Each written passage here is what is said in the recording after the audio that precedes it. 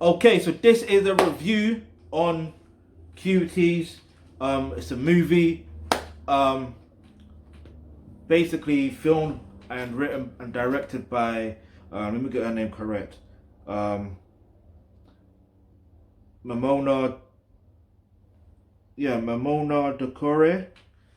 So she's Senegalese, but she was born in France and raised in France, I guess.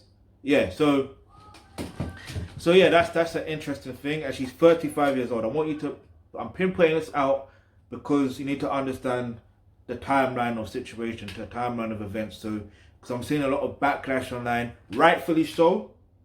Um, but I'm seeing a lot of backlash online, and I did read that she was getting apparently she was getting death threats. Now that you don't do.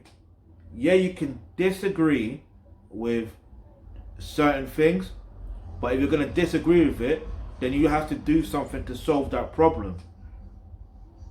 You don't send death threats. Now, the thing is, like, when I first came across, in fact, before I get into that, um, so yeah, this is her directorial debut in terms of the feature film, which is interesting. So naturally, you're gonna end up making mistakes. Do you understand? She's not like a veteran in this thing. Yeah, because if it was someone like Ava DuVernay, then would you have a problem with it? Do you see what I mean? Not even would you have a problem with it, but would you, no, would you? Then you rightfully should be extra outraged. Do you get it? Because she should know better. Do you get it? But if it's someone like, um, I don't know, Oprah, for example, I'm not trying to throw dirt on nobody's name. That's not what I do. But from her track record, I can understand that it is what it is with her. Do you see what I mean? Not all skin folk is kinfolk, which leads me on to when I first found out about this movie or whatever. I saw it because it was the outrage online on social media, and I'm like on Twitter, and I was like, let me see what this is about. Then I saw the poster, and like at first, I never really saw a problem with it, mainly because I'm not that type of guy or that type of being. Like I don't sexualize children like that. Do you see what I'm saying? Like I did read the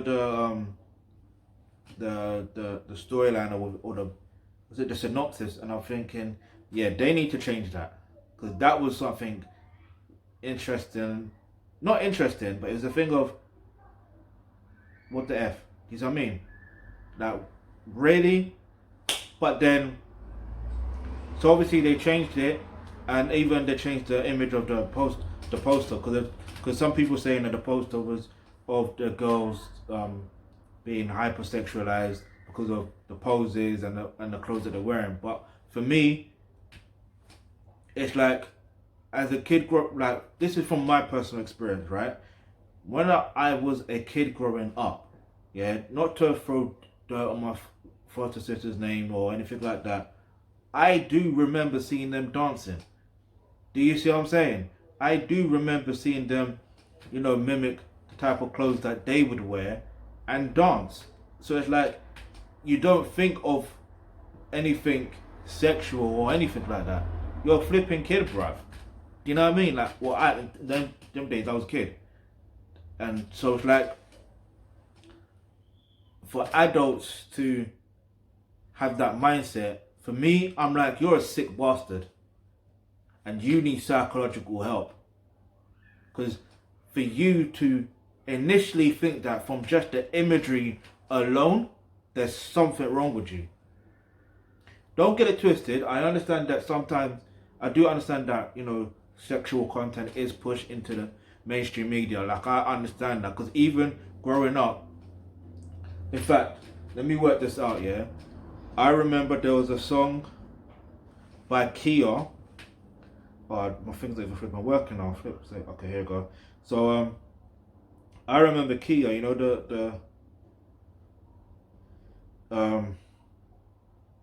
when did this come out? This came out in 2001. So technically, I was what? How old was I in 2001? Let me work out the maths. I should know this age. I should know this. I'm probably at 11 or no. That wouldn't make sense. But like, you have to understand. You have to understand how. Give me a second. Yeah, you know when I say men can't multitask? Yeah, I can't multitask. So yeah, I was like 13 years old when that song came out. Yeah, I had no idea what the fuck it meant. It's only when I got older when I realized what it meant. But we're there singing it. You see what I'm saying? And there's been other songs in the mainstream media. What else was there? There was, and this is even like pop songs as well. Like, in fact, yeah. Let me tell you another song. Yeah, and we'll get back into the movie. There's something you need to understand, and I'm gonna break it down for you right now and let you understand that how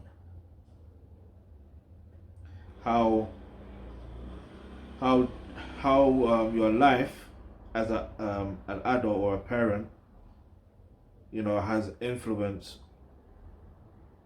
All right, so boom, 96. Yeah, are you ready for this? Yeah. 1996, there was a song called Two Become One, right? By the Spice Girls. You remember the Spice Girls, right? Alright, so I'm sure you remember the Spice Girls. You know, remember the song Two Become One? Yeah? I was 8 years old. Do you know what that song is about? That song is about sex. Now, alright, granted, the video, there's not too much sexual content on there. But still, the lyrics itself, the actual content, come on. I was 8 years old, bruv. 8 years old. You think that's the only pop song that has sexual content on it? No, there's more. There was more. Now, this is no shade on how I was raised or whatever, because it's like you would go out, you would hear it. It's like anyway, back to the movie. But anyway, so yeah, back to the movie. So where do we begin? So yeah, I first found out the movie because of the poster. Boom, boom, boom. I mentioned that. Now, then I found out, oh, it was the black woman that directed this. I'm like, oh damn, not all skinfolk or kinfolk. Like, why should I have to do that? Because although I don't have the mindset you may have of seeing children sexualized and stuff like that from just images and poses.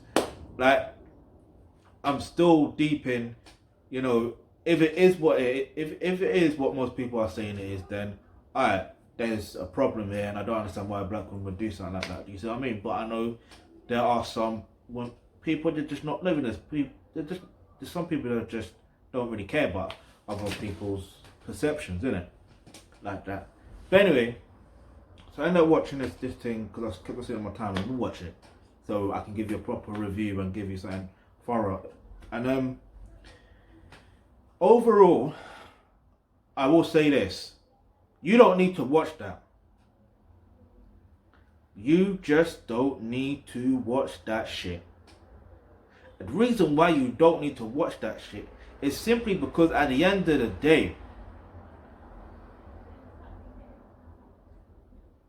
she could have directed in a different way. And what I mean by that is there's certain scenes that were hella disturbing. So, and I'm thinking, alright, I know you're trying to get a point across, but you don't have to be that graphic. Yes, sometimes graphic, when you're that graphic, it does hit home a little harder, but I mean, it's just the exploitation of children that I just don't like. Do you see what I mean? Like, it just doesn't, it don't sit right with me, innit? It is what it is. You're going to make mistakes, especially on your directorial debut. It doesn't even matter how huge this has got and how controversial it is. Maybe she had to go through this situation to realize, raw, you know what? Maybe I can be more creative and try to get my message and my point across. Yeah? So I'm sure she can, you know, in the future she'll probably do something different. And do you see what I mean? So when I found out that she was getting death threats, I'd like, no, don't be doing that. Don't be sending her death threats. If you have a problem with something or someone, you solve it by just sitting down, have a conversation, and find out ways to solve the problem. That's it. You don't need to go into situations where you're going to give them death threats, because then you're just as worse as a pervert, or that. I don't even know what to call it. I don't even want to call them a pervert. Do you see what I mean? Because that's not even the right term. You're just as worse as someone that is a pedophile. Do you see what I'm saying? But anyway, back to the movie, right? So from the beginning, what I understood was, you know, it's a thing where the black girl, her name's Amy, or Army, as to pronounce it. Oh yeah, so basically the director is Senegalese, isn't it? So anyway, but she's born in France, or raised in France as well. But anyway, so I'm taking it, the fact that they're not in Senegal, they're actually in France, right? So the parent takes the girl to the mosque. They're praying. Boom. After they start praying, the mom starts talking to this woman. I don't know who she is in the movie, but anyway, she gives the Amy advice: make sure you make your mom proud, blah blah blah, do what she said, blah blah blah. You know, the usual things that adults try to tell children, but you know, children don't flip and listen. Yeah, I was the same way. When they told me, listen to your mom, blah blah blah. Like, this is, you know, my foster mom. She's talking in church to your foster mom, blah blah blah. I'm like, yes, I will. Yeah. I get home, I ain't listening. I'm causing havoc. I'm causing trouble, innit? But that's me just going through adolescence, innit? Like, it was not intentional or conscious, like a thought of being mischievous. It's just being through adolescence that I was causing trouble, and certain situations that were going on, you know what I mean, why I ended up causing trouble. So big up my foster mom for having the patience to, you know, raise me. But anyway, so long story short with this movie is, that particular scene, she starts wandering off. Now, back to my foster mom. Let me do something real quick, right? At that age, at 11 years old, my foster mom would tell me and my foster sisters to stay where she can see us. Stay where she can. It doesn't matter how many people she decides to talk to, like after church service. It doesn't matter how many people she could talk to, flipping 1,000 people. As long as we stay within her realm of people she's talking to, as long as she can see us, cool. But then as we got older, she gave us more freedom, cool. You know what I mean? And plus I was the oldest, so I had to kind of be the big brother, innit? It is what it is. But anyway, so long story short, if we go back to the movie now, the girl goes wandering off.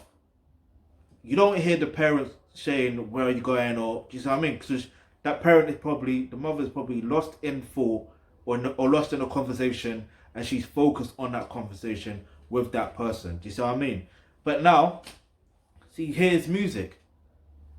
She's curious. And because she is curious, guess what happens? Find out in part 2, now playing. No, she's curious, right? And then, yeah, what's mad is she's so curious that you can see it in her eyes, but it's like she ends up seeing this girl, yeah? They look similar age. Yeah, find out later in the movie they are similar age, they're in the same class, blah, blah, blah. And she ends up being in a dance troupe with her and all that stuff there. But we'll get into that much later on. And then, yeah, so two twos. So she ends up seeing that the girl is dancing, what she's wearing. You see what I mean? It's very, I don't even want to say it's very revealing, because she's a kid, bruv. Do you know what I mean? I don't know what time. I don't know what day it is. What type of day it is where they are. And if you're in the laundry room, do you see what I mean? You're just dressing in your house clothes. Do you know what I'm saying? That just from my perspective from growing up. Like you don't think about. Anyway, I don't. And that's what I'm saying. I don't look at children that way. So it's hard for me to fathom why people would think certain things like that. Like it's hard for me to fathom. Like I just don't get it. But yeah, so she was dancing, and then she tried to iron. Not even try. She was ironing her hair, bro. Like, why is she ironing her hair? First and foremost. But anyway, and then the girl sees Amy. Then Amy runs off, and then she ends up later on in the movie. She starts to mimic exactly what the girl was doing, and then yeah, it was just interesting. Like she tried to. When I say she tried to mimic, she literally tried to iron her hair. She burned her hair came out, and also there was another part where she took her younger brother's clothes, shirt, because it was short. It was in similar style, similar style that would, I don't know. It was just a similar style to what her to her friend. Well, now was her friend and stuff like that. And so I just want to talk on that basis alone. I want to let you know that if you're a parent watching this is what this movie is trying to tell you. Yeah, because if you watch the director, I forget her name again, Marina, something like that. The Curry. I know it's turning to Curry or something. I can't pronounce it. Forgive me. But like so she explains. She's trying to highlight certain problems of growing up, being trying to grow up in 3 different cultures. So you got the internet culture, like social media, then you got the Muslim culture, then also you got the Muslim culture of your parents and stuff like that, your home life, and then you've got, what was the other one? And then the Western culture, and yeah, he mentioned French Western, but Western is same difference, isn't it? So the mistake here, for parents, especially if you're African, right? If you're from a particular tribe, there's no way, even though I am optimistic and I have this idea of being positive, look, there's no way you can raise your child or raise your children in different type of cultures. Their mind is going to be warped. I'm not saying you can still raise your kid in terms of having different languages and stuff like that. That's different from other things. But I'm talking about trying to raise your children with different cultures. Especially if it's a thing where it's not really your culture. The other thing that was very problematic is at 11 years old, why does she feel hungry to be on social media? That to me is a major problem as well. Yeah, that's a major problem. And honestly, if you look at the way social media is, as a parent, from the moment they are born, you are supposed to guide them, from the very get-go. You're supposed to know the ins and outs of what's going on in their mind, or potentially what they want to achieve. Like, your kids are supposed to come up to you and ask you a ton of questions, and you are supposed to answer them truthfully. Do you see what I mean? So when a kid gets to a point where they no longer come to you for advice or anything, and then they try to seek the comfort or go having friends. Do you see what I mean? There's nothing wrong with having friends of their age group. But you know what? I'm gonna make a part 2 to this because I don't want to make my videos over 20 minutes.